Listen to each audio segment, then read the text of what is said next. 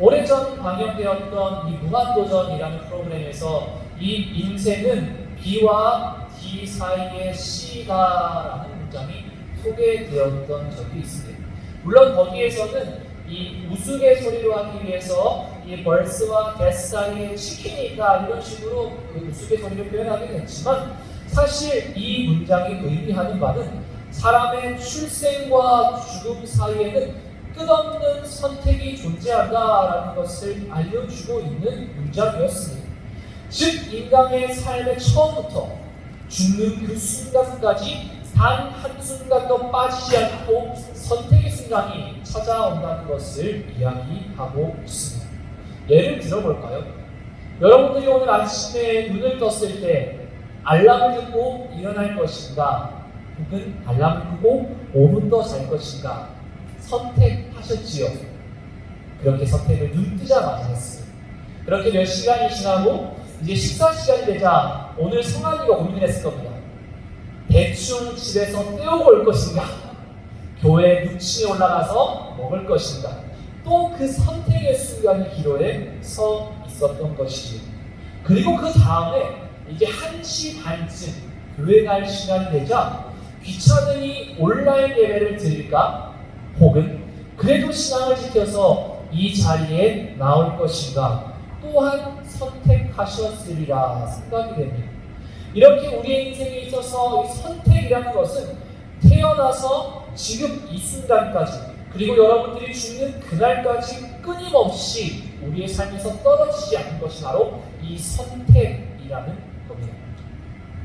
그런데 우리가 내리는 이 선택이라는 것이 일상 중에 간단한 것들, 예를 들면 밥 메뉴, 옷을 무엇을 입을까, 오늘 이 친구를 만날까 저 친구를 만날까 그런 것에만 영향을 끼치지는 않습니다. 제가 방금 언급했던 것처럼 삶에서 굉장히 작은 부분에도 이 선택이라는 것이 영향을 줄 수도 있지만 때로는 우리의 인생을 송두리째 흔들 만큼의 큰 영향을 주기도 한다는 거지. 우리가 한 20대고 30대니까 이제 처음 20대 초반에 어떤 대학에 무슨 전공을 가질까 이 진학에 대한 선택 그리고 첫 직장에 대한 선택 내가 이 회사에 가서 많이 일해서 많이 배울 것인가 아니면 조금 일한다 할지라도 하이 스펙을 좀 노릴 것인가 그리고 이제 30대가 넘어가면 배우자에 대한 고민까지 누군가는 그 선택과 고민 사이에서 야 완전 이득이다 속된 말로 야 개이득 이렇게 표현하는 사람들이 발생할 수도 있겠지만 어떤 사람은 그 자신의 선택 때문에 와 인생 꼬였다 내 인생 하드모드다 이렇게 인생의 큰 한탄을 맛보게 만드는 것이 바로 여러분들이 내리는 그 선택의 결과다라는 것을 기억합시다.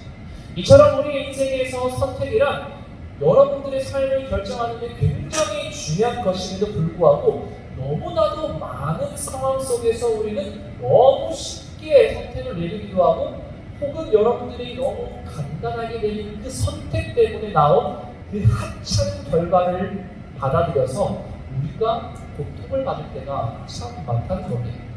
그래서 여러분들이 수많은 인생 가운데 나타나는 그 선택들 너무나 대충 하찮게 내리고 있지 않냐 한번 생각해 보아야 합니다.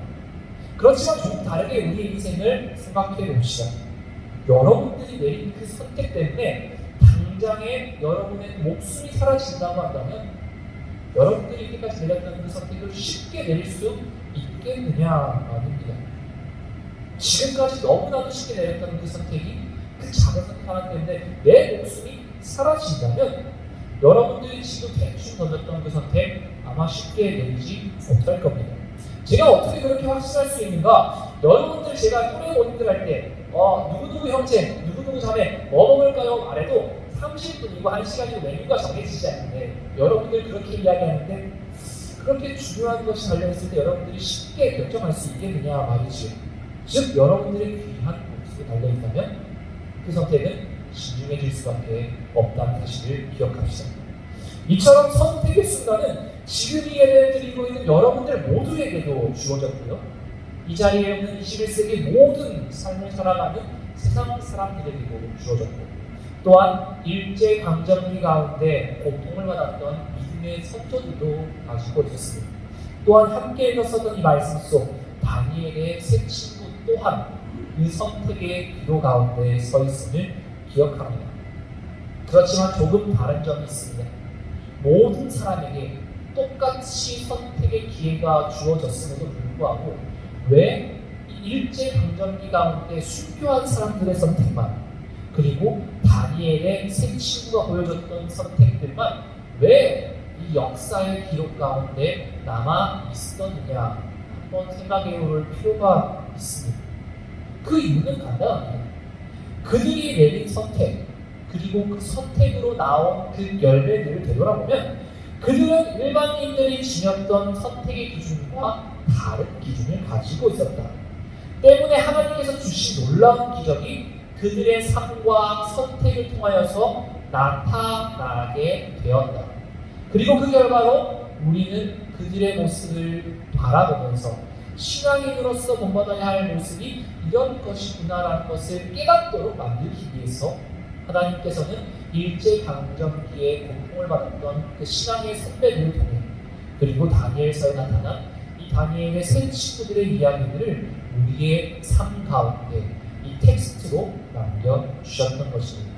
그러므로 우리는 이들이 내렸던 선택의 과정과 그 결과 얻게 된 열매들을 묵시면서 우리 삶 가운데 나는 어떤 선택을 내릴 것인가, 그리고 나는 그 선택을 어떻게 내릴 것인가 한번 적용해 보았으면 좋겠습니다. 그리고 그 많은 가이드들을 통하여서 여러분들의 인생을 올바르게 인도해줄 좋은 내비게이션이 될 수 있기를 이 시간 간절히 소망합니다. 앞에서 언급했던 것처럼 인간의 삶에서는 참 많은 선택의 순간이 나타납니다. 그렇지만 그 선택의 순간이 훨씬 더 날카롭게, 그리고 우리에게 치명적으로 다가오는 순간이 어떤 때인가? 바로 내가 고통스러울 때, 내가 힘들 때 무언가를 선택해야 되면 더욱더 그 선택이 어려워지고 고통 가운데 나타난다는 것입니다. 물론 여러분들이 살아가는 인생 어렵지 않다는 것은 아닙니다. 여러분도 직장에서, 학교에서, 그리고 수많은 순간 가운데서 이 선택이 어려운 상황을 참 많이 맞이합니다. 그렇지만 말씀 속 이스라엘 민족은 우리가 느꼈던 그 고통보다 훨씬 더 많은 어려움을 느끼며 많은 것을 선택했던 자들임을 이 시간 기억합시다. 그들은 어떤 고통을 받았는가? 바로 바벨론 민족에 의해서 모든 것을 잃어버린 민족이었습니다. 즉 주권도 잃어버렸고요, 영토도 잃어버렸고, 국민도 잃어버렸고, 재산도 잃어버렸고, 심지어 최소한의 인권마저 잃어버린 존재가 바로 이 바벨론 포로기에 있었던 이스라엘의 민족이었습니다. 즉 한마디로 우리가 상상하기 어려울 정도의 그 고통과 절망 속에 살았던 자들이 바로 이 이스라엘의 포로 출신 민족이었습니다. 그런데 우스갯소리로 이런 이야기를 하는 사람들이 있습니다. 대한민국의 국력이 약하니 미국의 52번째 주로 편입되어야 한다라고 이야기하는 극우주의자들이 참 많습니다. 그들에게 물어봅니다. 왜 대한민국이 미국의 52번째 주로 편입되어야 되느냐라고 물어보면 전 세계에서 가장 강력한 나라가 미국이니까 이 남한 땅덩어리가 미국에 편입이 되면 그 힘을 온전히 누릴 수 있을 것이라 생각하기 때문에 우리가 저 나라에 편입되었으면 좋겠다라고 이야기를 합니다. 그런데 말입니다.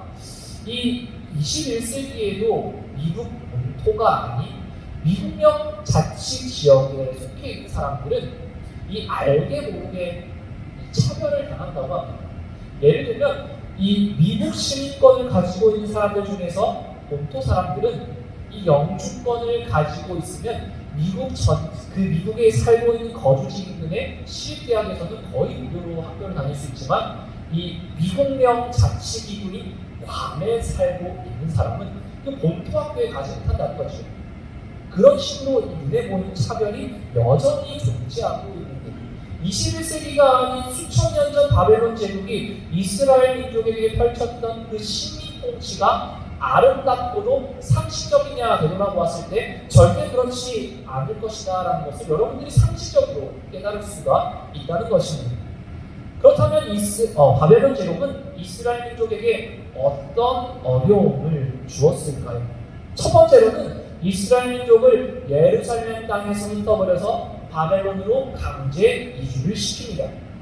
다시 민족끼리 뭉쳐서 반란을 일으키는 것을 막기 위해서 이 예루살렘 땅에서 훨씬 먼 바벨론 땅으로 완전히 이사를 시켜버린 것이죠. 두 번째로는 그들의 이름을 바벨론식으로 바꾸게 됩니다. 그래서 우리가 이 다니엘과 세 친구들의 이름을 오늘 말씀에서 읽었던 것처럼 이 요상한 이름으로 바뀌게 된 것입니다. 즉 자신의 민족성을 완전히 말살시키기 위해서 그들의 언어를 없애기 시작했던 것입니다. 그리고 세 번째로는 차별 정책을 펼쳤습니다. 오늘 말씀에서 나오진 않지만 다니엘에서 이 전반부를 잘 읽어보면, 그리고 다른 이 역사서들을 읽어보면 이스라엘 백성들 중에서도 이 비천한 자들은 모두 죽이거나 예루살렘 땅에서 나와 포도원을 가꾸는 이 노예로서 남겨두었다고 합니다. 그렇지 않고 똑똑하고도 도움이 되는 사람들은 어떻게 하느냐? 이 바벨론 땅으로 모두 데려온 겁니다. 즉 예루살렘 땅에서도 죽게 되는 하찮은 자, 그리고 살아나는 자, 이렇게 계급을 나누는 것으로 시작해서 이 바벨론 땅으로 들어와서도 또 계급을 나눕니다. 이 바벨론식 신식 교육을 받을 수 있는 더 높은 존재입니다. 바벨론에 와서도 하찮은 노예로 살아가는 자, 이렇게 같은 민족 안에서 또한 이렇게 계급을 나누기 시작하니까 이 바벨론 포로 시기를 살면서 이 미천한 신분을 가지고 있는 것도 서러워 죽겠는데 같은 민족 안에서도 이렇게 분별을 일으키는 것, 이것이 바로 바벨론 포로 시대 때 그들이 보여준 악한 모습이었던 것입니다. 즉 민족끼리도 서로 불신하게 만드는 것이 바로 이 바벨론의 통치 방법이었다는 겁니다. 그리고 앞에서 언급됐던 바벨론의 그 통치 방법과 그들이 달랐던 최종 공격은 바로 우상 숭배의 강요였습니다. 처음에는 이 신식 교육을 받았던 바벨론 신식 교육을 받았던 사람들에게 이 우상에게 드렸던 제물을 식량으로 제공한 정도의 우상 숭배를 강요합니다. 즉 이건 음식에 불과하다. 내가 너에게 당장 이 우상에게 절하라고 이야기하는 것도 아닌데 뭘 그렇게 예민하게 반응하니?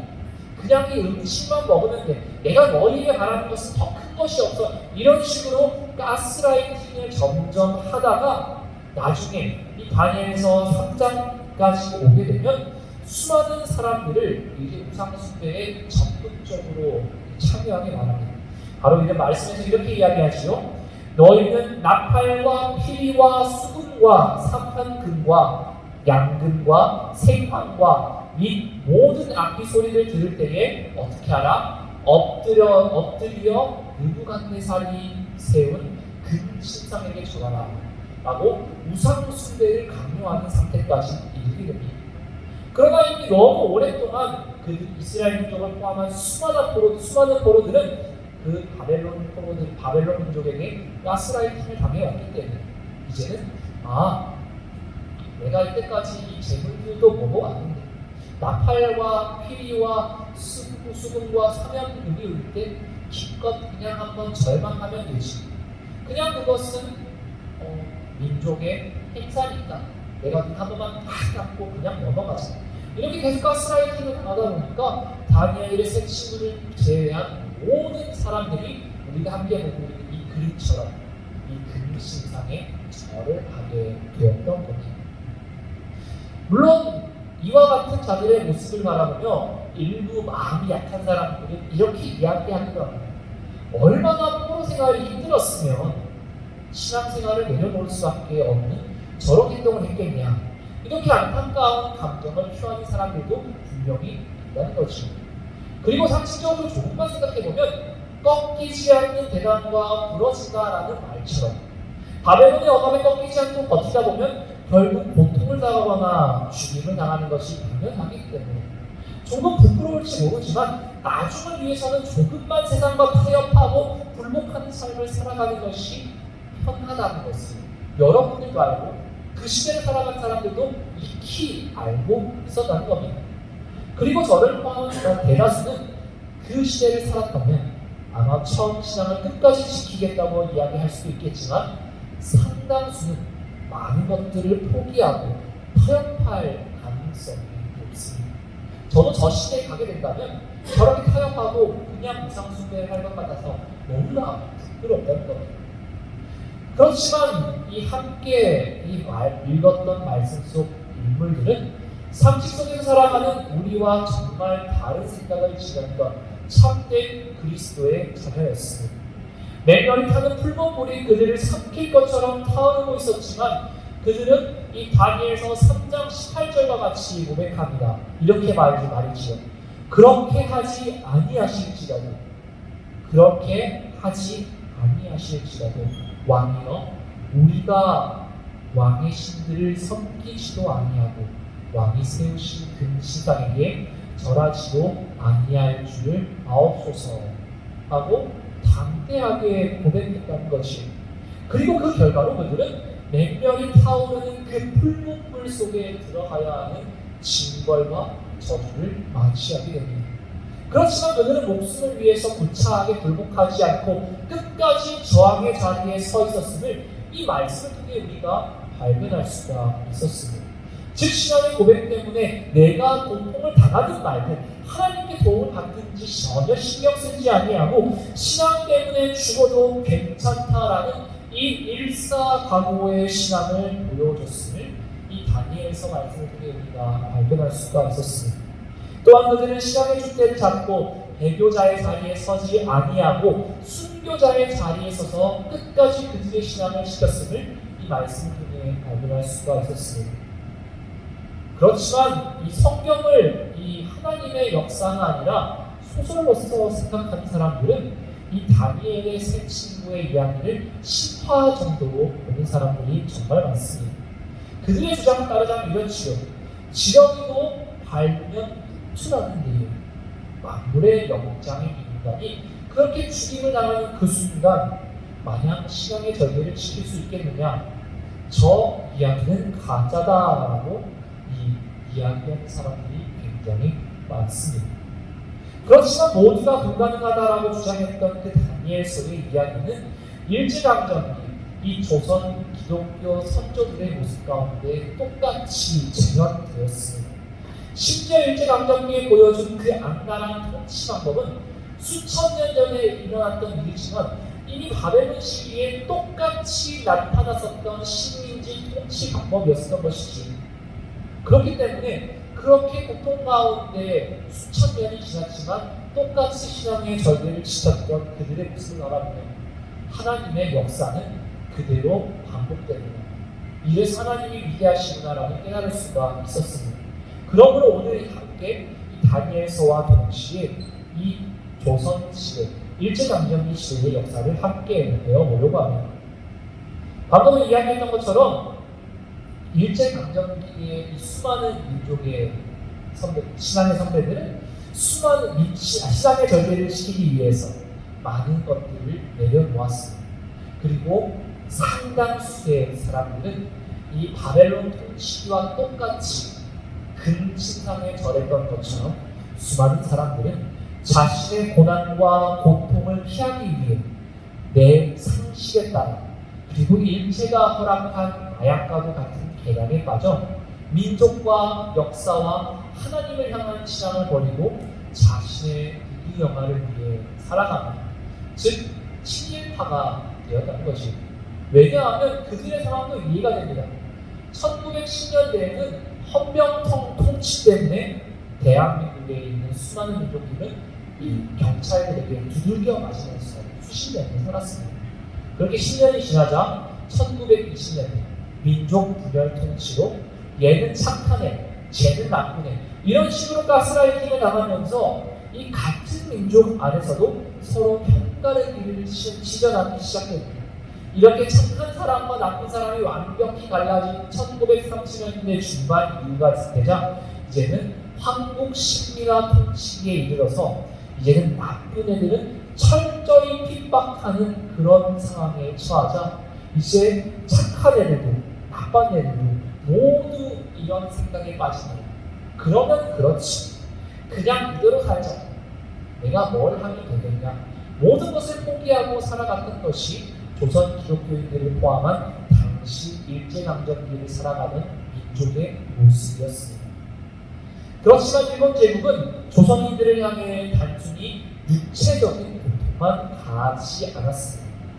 바벨론 제국이 이스라엘 민족을 완벽하게 망가뜨리기 위해서 펼쳤던 그 수많은 정책들이 우리의 인생 가운데 똑같이 나타났다는 것입니다. 이 첫 번째는 바로 제3차 조선교육령이 개정되었습니다. 말이 어렵지만 한마디로 조선인들도 일본 교육을 받고 일본 말을 쓰고 한국말을 쓰면 너희는 모두 처벌을 하겠다. 더욱더 악랄하게 민족성을 이제 탈탈 털어버리는 그런 시대에 이르렀다는 겁니다. 그리고 두 번째로는 민족적 뿌리를 완전히 개멸시키기 위해서 창씨 개명을 시켰습니다. 이스라엘 민족에게 똑같이 일어났죠. 수천 년이 지난 일제강점기에도 똑같이 나타나네요. 즉 이름을 일본식으로 강제로 변형시켜서 한국인으로서의 뿌리를 완벽하게 말살시키려 했습니다. 세 번째로는 겉으로는 수많은 종교를 인정했던 다종교적 국가인 일본이었지만 결국 모든 신사에 공통적으로 들어있는 이 천황의 신주를 향해 종교의식을 강제로 행했던 이 신사참배를 시켰음을 기억합시다. 즉 이 세 가지 법칙들을 통하여서 민족의 역사 그리고 민족의 의식 그리고 종교성까지 완전히 말살시키려는 이 일제의 잔혹한 탄압이 1930년대 중반부터 45년 해방될 때까지 계속해서 이어졌던 것입니다.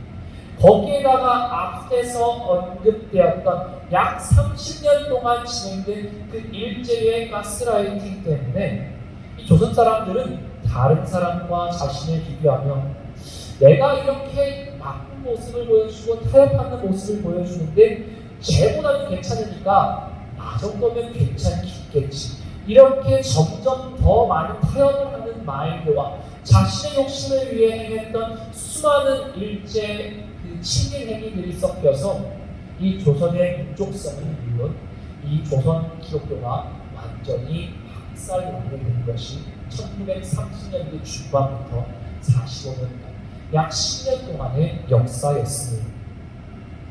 그렇지만 생명의 위협 가운데서도 다니엘의 세 친구가 죽으면 죽으리다라는 믿음을 보여주었던 것처럼 이 조선의 이 기독교인들도 내가 죽으면 죽지 그리스도에 대한 신앙을 버리지 아니하겠다라는 굳건한 믿음을 보여준 자들이 존재했었습니다. 그리고 그들 덕분에 이 과거 속에서 우리 민족이 다시 일어설 수 있었고요. 이 한국 기독교가 고통과 절망 가운데서도 다시 바로 설 수 있게 된 것을 깨닫습니다. 특히 이런 단호한 신앙의 고백들은 그 누구도 생각지도 못했던 약한 집단에서 일어났기 때문에 더욱더 아이러니하고 신기했습니다. 먼저 1938년 이 조선의 수많은 기독교 교단들은 특히 저희가 속해 있는 장로 교단은 이 신사참배를 더 이상 우상 숭배가 아니라 단순한 국가의식이다라고 이 안건을 통과시키고 합니다. 물론 그 안건을 통과시키는 그 당시에 총회 장소에 사법경찰들이 머무르면서 반대 의견을 표하는 사람들에게 고통을 가하기는 했지만 일제의 물리적 탄압에 아무 말도 하지 못하고 이 함께 리더들을 읽었던 책에는 이렇게 표현하고 있습니다. 이 침묵으로 신사참배를 반대했다라고 표현하고는 있지만 비겁하게 숨어있다가 어부지리로 신사참배를 합법으로 통과시킨 자들이 바로 목사라는 작자들이었습니다. 대한민국 기독교를 이끌었던 그 수많은 리더들, 목사들이 신사참배를 통과시키고 말았던 겁니다. 그렇지만 그 대단한 목사들이 총회에서 비겁한 선택을 내렸던 것과 다르게 한국 여전도회 연합회는 신사참배를 강요하는 총회의 모든 결정을 따르지 않고 버티는 모습을 보여주었습니다. 사실 법적인 모습으로 볼 때에 상위위원회가 내린 결정을 하위위원회가 번복하는 것은 반란하고 같은 행위입니다. 그렇지만 이 여전도에 당시 조선 일제강점기 시대에 여자들은 철저하게 하대를 받았던 그 여자들이 이 신사참배는 잘못되었다 강력하게 이야기하는 모습들을 보여준 겁니다. 모두가 무시하고 모두가 하대했던 그 여성들을 통하여서 이 신사참배에 대한 투쟁이 시작되었음을 이 우리 기독교 역사를 통해서 되돌아볼 수가 있다는 겁니다. 즉 아무리 약한 존재라 할지라도 하나님이 사용하신다면 그 약한 존재들을 통해서도 사용된다는 것을 이 여전도의 연합을 통하여서 발견하게 됩니다.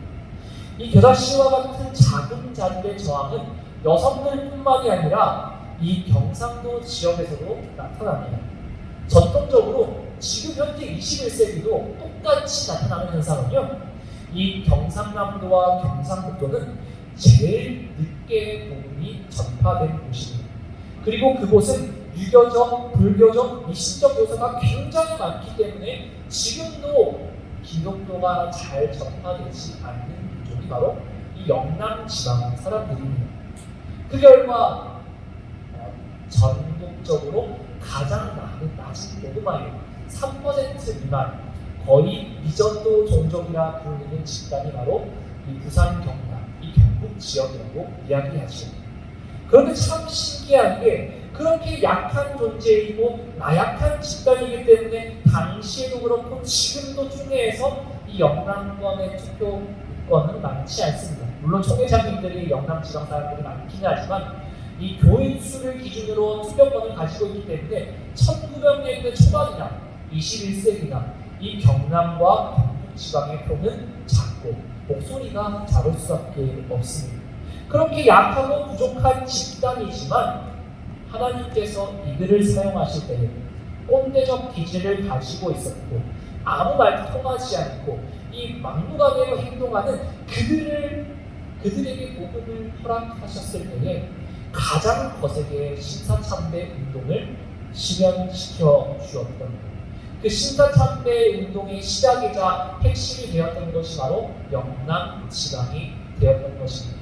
그래서 우리가 이번 수련회 기간에 이 경남 지방에 가서 이 신사참배가 어떻게 이루어졌는지 그것을 보러 가는 것입니다. 신사참배 반대 운동을 전국적으로 일으킨 대표적인 목사님은 주기철 목사님이죠. 그래서 우리가 이 첫째 날 주기철 목사 기념관을 가게 됩니다.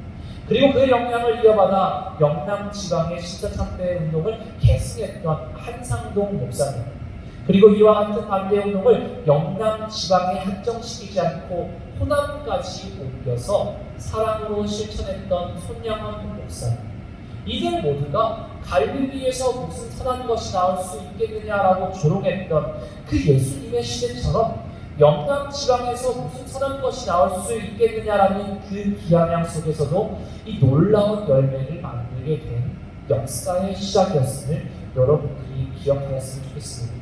결국 모두가 거들떠보지 않는 집단이라 할지라도 하나님께서 사용하신다면 이 사회적으로 하대를 받았던 여성들의 손길을 통하여서, 그리고 총회에서 큰 목소리를 내지 못했던 영남권 출신의 목사님들을 통해서도 이 놀라운 기적을 일으켜 주셨음을 기억하며 우리의 삶 가운데서도 이런 일들이 일어날 수 있음을 간절히 소망할 수 있기를 바랍니다.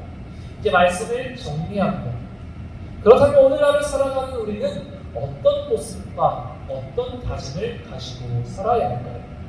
어떻게 살아야 하나님이 보시기에 올바른 신앙을 가졌다라고 평가받을 수 있겠느냐 말이죠.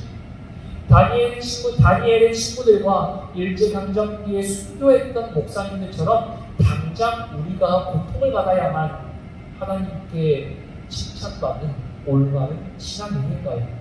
혹은 신사참배 중에 3번 침을 뱉으면 무효가 된다라는 미신을 믿고 행했던 사람이나 신앙을 지키기 위해 산이나 해외로 도망갔던 그런 자들을 바라보며 우리가 옳은가, 이런 것을 어떤 것을 따라야 될까 이렇게 평가하는 것이 옳으냐 생각해 보아야 합니다. 그렇지만 제가 여러분들에게 말씀드리고 싶은 것은 당장 내가 이 신앙을 위해서 어떤 행동을 했는가, 어떻게 내가 희생을 받았는가, 그 행동 자체를 바라볼 필요가 없다는 것을 먼저 기억했으면 좋겠습니다. 왜냐하면 소극적으로 대항하는 신앙도 위대한 신앙이고, 어떻게 보면 적극적으로 행했던 그 신앙도 그 사람의 믿음으로 기준으로 볼 때에는 대단한 것일 수도 있기 때문에 우리는 행위 자체에 대해서 얼마나 옳으냐, 저 사람이 얼마나 구덕했느냐, 그 행위 자체만을 보는 것은 옳지 않다는 겁니다. 그렇다면 우리는 다니엘의 친구들과 이 일제강점기 시대를 보냈던 조선의 그리스도인들을 통해 무엇을 받아들여야 할까요? 바로 그렇게 하지 아니하실지라도 죽으면 죽으리다라고 고백했던 이 다니엘의 친구들과 이 수많은 조선의 이 목사님들과 같이 일사각오의 삶을 선택하며 내가 그 자리 위에 설 수 있도록 노력하는 것이 중요하다는 것을 기억합시다. 내가 당장 그 자리에 서 있는 결과도 중요하지만 그 자리에 설 수 있도록 노력하는 것이 더욱더 중요하다는 것이지요. 왜냐하면 우리의 믿음과 수준과 단계는 모두 다르기 때문에 우리 모두가 다니엘의 새 친구처럼, 주기철 목사님처럼 당장 그 자리에서 죽을 수가 없기 때문입니다.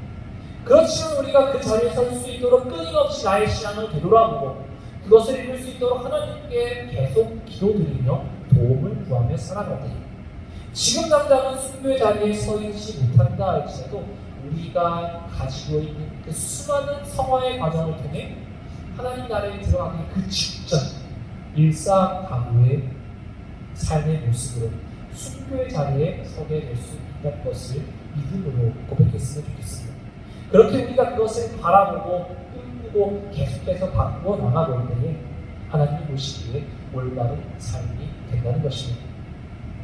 우리가 살아가는 이 모든 선택의 순간 위험의 차이와 당장 생명을 걸지 않는 차이일 뿐, 여러분들이 살아가고 있는 수많은 삶의 자리는 여전히 순교와 배교의 선택지가 던져지고 있습니다.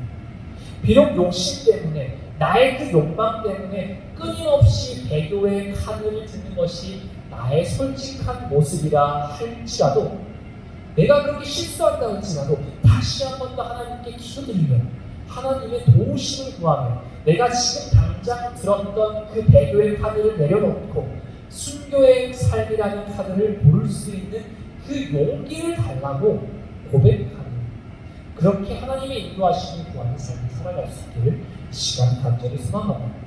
그렇게 여러분들의 삶 가운데 기도가 계속해서 쌓이고 하나님의 인도가 조금씩 쌓여 나갈 때에 나의 삶에 이루어지지 않을 것처럼 보였던 그 순교자의 자리가 여러분들의 삶 가운데서도 어느 순간 내 삶에도 이 순교의 자리가 벌써 와 있네, 이제는 내가 거기에 응답해야지, 그렇게 순종하게 되는 순간이 곧 찾아오게 된다는 것입니다. 이와 같은 삶의 법칙을 기억하며 나의 삶을 통해 증명될 그 하나님의 위대하신 역사가 이루어질 것을 기대하며 살아갈 수 있기를 이 시간 간절히 소망합니다. 함께 기도하겠습니다.